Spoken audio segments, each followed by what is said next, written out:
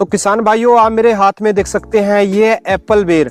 और आज मैं आपको इसके बारे में कंप्लीट इन्फॉर्मेशन दूंगा कि कैसे हमारे किसानों को क्या चाहिए कि उनका पैसा भी कम लगे, पैसा बहुत जल्द रिकवर हो और रिस्क भी बहुत कम रहे। तो ऐसी खेती होती है एप्पल बेर की। तो हमारे साथ सर हैं जिन्होंने इसका पहले साल ट्रायल लिया थोड़ा रिस्क लेके, और पहले ही साल उन्होंने सफलता पाई है। आप देख सकते हैं मेरे पीछे शानदार एप्पल बेर की प्रोडक्शन आप यहाँ पे देख सकते हैं। तो इसकी आपको आज कंप्लीट इन्फॉर्मेशन मिलेगी। जो दोस्त पहली बार आए हैं वो चैनल को सब्सक्राइब करें, पास वाली घंटी भी जरूर दबाएं। तो किसान भाइयों, हमारे साथ जय जी हैं और पंकज जी हैं। तो सर नमस्कार। सबसे पहले तो नमस्कार दर्शन जी। तो एप्पल बेर का आप जैसे आपका डिस्ट्रिक्ट में काफी नमी रहती है, तो आपको लगभग इसको आपने कब प्लांटेशन की, कितनी इन्वेस्टमेंट आई और कैसे आपने इसको किया? अप्रैल के फर्स्ट वीक में हमने इसको प्लांटेशन कर दिया था। जी। हमने 1100 पौधे लगाए थे सर। जी जी। इसमें से 1100 पौधे। ये एरिया कितना है सर? ये एरिया सर, ये हमारे यहाँ के हिसाब से अगर बात करें तो 11 बीघा है। जी जी। और 1100 पौधे लगे थे, यानी एक बीघे में 100 पौधे का एवरेज हमने निकाला था। बहुत बड़ा इन्वेस्टमेंट इसमें नहीं लगा हमारा, समथिंग 1 लाख रुपया इसमें इन्वेस्टमेंट का लगा था। 2 एकड़ पे टोटल इन्वेस्टमेंट, जो हमारा सह फसल से ही रिकवर हो गया था। जी जी। उतनी इनकम आपको सह फसल से होगी थी? सह फसल से होगी। जो हमें अभी इससे जो भी आमदनी होगी वो हमारी प्लस है। ओके, प्रॉफिट है वो सब। प्रॉफिट है सर। जी, आपने जैसे बताया कि जो आपकी सह फसली है उससे आपकी इसकी इनकम पूरी हो गई थी।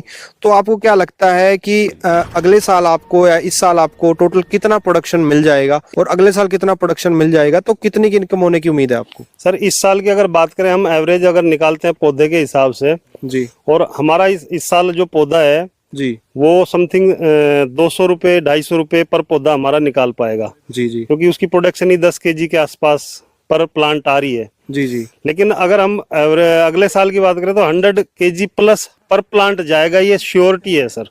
जी, यानी सेकंड ईयर में थाई एप्पल बेर अपना 100 kg प्लस फ्रूटिंग देता है। जी जी। और अगर मिनिमम उसकी हम बात करें मार्केट की, वो 20 रुपए kg भी अगर होता है, जी जी, तो आप कैलकुलेशन कर सकते हैं कि हमारे पास 1000 पौधे हैं और एक पौधा हमारा 2000 रुपए का हो जाता है सर। जी जी। और अब 1000 पौधे हैं तो ये 20 लाख के आसपास बनता है। जी। लेकिन फिर भी आप कहाँ तक जाएंगे? तो सर अगले साल हम आपके पास फिर से पहुंचेंगे और आपके ये देखेंगे कि आप कहां तक पहुंचे हैं।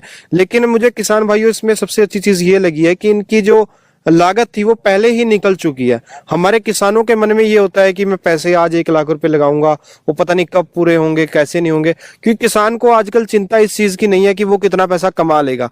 उसको ये है कि उसके पास जो 2 पैसे बचते हैं वो भी उसके कहीं फंस जाए या कहीं मर जाए, वो 4 साल पीछे चला जाए, तो ऐसी इसमें कोई दिक्कत नहीं है। कोई रिस्क नहीं है सर, ऐसा कोई रिस्क नहीं है किसान नॉर्मली, और इतना रिस्क तो दूसरी फसलों में भी लगाना पड़ता है सर। बिल्कुल बिल्कुल। पेड़ लबालब भरे पड़े हैं एप्पल बेर से, और आप देख सकते हैं, मैं आपको इसको पास से भी दिखाना चाहूंगा। और कोई भी मुझे यहाँ पर बीमारी नहीं दिख रही है। इतने छोटे से पौधे पे इतने सारी फ्रूटिंग देख के मुझे भी अचंभित हो रहा है। ये वैरायटी कौन सी है और मार्केट में रेट कितना मिलता है आपको, या मार्केटिंग करने में क्या क्या दिक्कत आपको आती है? जी, इसकी मार्केट में कोई दिक्कत नहीं है, क्योंकि यहाँ पे शामली आसपास के कितने जिलों में यूपी में नहीं है ये। जी जी। इसके अभी 35 से 38-40 शामली में ही जा रहा है। बाकी आपके लोकल शहर में? हाँ जी, लोकल 20 किलोमीटर है यहाँ से शामली लगभग। तो और आपको कोई बेचने में कोई दिक्कत नहीं? जी नहीं जी। और अगर सर मैं वैरायटी की बात करूँ, ये कौन सी वैरायटी है सर? थाई एप्पल बेर। ओके, थाई एप्पल बेर की वैरायटी है ये? जी, थाई एप्पल बेर है वैरायटी। जो आपने सर इसकी वैरायटी की बात करी थाई की, तो सर ये वैरायटी मिलती कहाँ से? आम किसानों को कहाँ पर अवेलेबल हो सकती है ये? सर ये वैसे तो जो इसका पौधा जो तैयार होता है वो वेस्ट बंगाल से तैयार होता है। जी जी।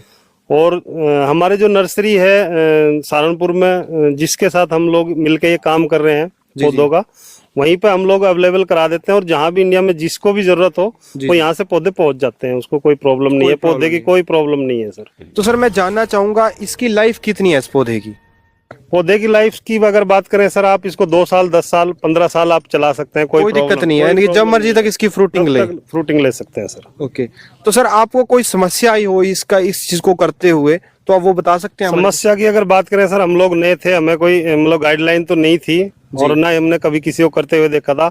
आज की अगर अगले किसी किसान की बात करें और कोई किसान हमसे मिलके और इस बाग को इस एप्पल बेर को लगाना चाहता है तो जो गलतियां हमने की हैं वो गलतियों किसान कभी नहीं करेगा, और जो प्रोडक्शन हम नहीं ले पाए उससे ज्यादा प्रोडक्शन हम उस किसान को दिला देंगे। ये हमें विश्वास है सर। हम लोग पता चल गया क्या गलत हुआ है, क्या सही था और क्या और बेटर हो सकता था, इसमें कौन सी सह फसल अच्छी हो सकती है जी, तो वो और भी बढ़िया कर सकता है सर हमसे भी जी। और इसमें कोई बीमारियां भी आई हैं, इन सब चीजों के बारे में भी आप हमें बताएं। बीमारियों का दर्शन जी ऐसा है, इस पे हमारे यहाँ कोई बीमारी तो नहीं लगती, सिर्फ क्या है कि आपकी देख रेख है जी, जो आप कर सकते हैं, बाकी बीमारी के नाम पे इस पे कुछ नहीं है। तो इसके लिए आइडियल टेम्परेचर कितना है सर? आइडियल टेम्परेचर की अगर बात करें सर, इसको मिनिमम की अगर बात करें तो हमारे यहाँ 2-3 डिग्री तक भी जाता है और मैक्सिमम हमारे यहाँ 45, 46, 48 डिग्री तक भी हो जाता है, तो कोई प्रॉब्लम नहीं है जी। और इसको पानी की कितनी जरूरत पड़ती है? पानी की सर जो जैसी दूसरी फसलों को जरूरत पड़ती है नॉर्मली उतना ही पानी को इसको भी चाहिए। और सर मिट्टी कैसी चाहिए इसके लिए, मतलब नॉर्मल मिट्टी में हो जाएगा? कोई स्पेशल मिट्टी की जरूरत नहीं है सर, जिस जगह हम कोई भी फसल कर रहे हैं वहाँ पे ये पौधा हो जाता है, क्योंकि ये झाड़ी की वैरायटी से है जी। तो ये राजस्थान का इलाका हो, आपका पंजाब का हो, हरियाणा का हो, हमारा यूपी का है, चाहे एमपी, महाराष्ट्र, सब जगह हो सकता है, लगभग सभी जगह हो सकता है। जी जी। आपने जो सह फसली है उसका चयन गलत किया था, तो आप बताएंगे सर कि एप्पल बेर के साथ अगर हम कौन सी सह फसल करें वो ज्यादा अच्छी रहेंगी आपके हिसाब से? फसल की बात करें तो इसकी मई में हम इसकी कटिंग कर देंगे और मई से और जुलाई अगस्त तक जो भी आप अपना बीजते हैं वो शॉर्ट होनी चाहिए, मतलब जो उसकी हाइट है वो 2 से 2.5 फीट वाली जो भी फसल है जी। जैसे मूली है, आप धनिया लगा सकते हैं, उसके बाद आप और कई ऐसी चीजें हैं जो आप कर सकते हैं। इनकी 2 फीट से ज्यादा बड़ी वाली नहीं होनी चाहिए? नहीं होनी चाहिए और लंबी बेल वाली भी नहीं होनी चाहिए? नहीं, बेल वाली नहीं होनी चाहिए जी। बहुत सारे किसान सोचेंगे कि पहले साल इससे कैसे उत्पादन मिल सकता है, क्या पहले साल इससे अच्छा उत्पादन मिलने आसानी से मिल जाएगा हर किसान को? बिल्कुल सर, बहुत आसानी से मिल जाएगा, ऐसा कुछ इसमें स्पेशल करने की जरूरत नहीं है। बस ये है कि आप थोड़ा सा खेत की तैयारी, उसका खेत ट्रीटमेंट फंगीसाइड से और आपका जो आपका घर पे जो तैयार किया हुआ गोबर से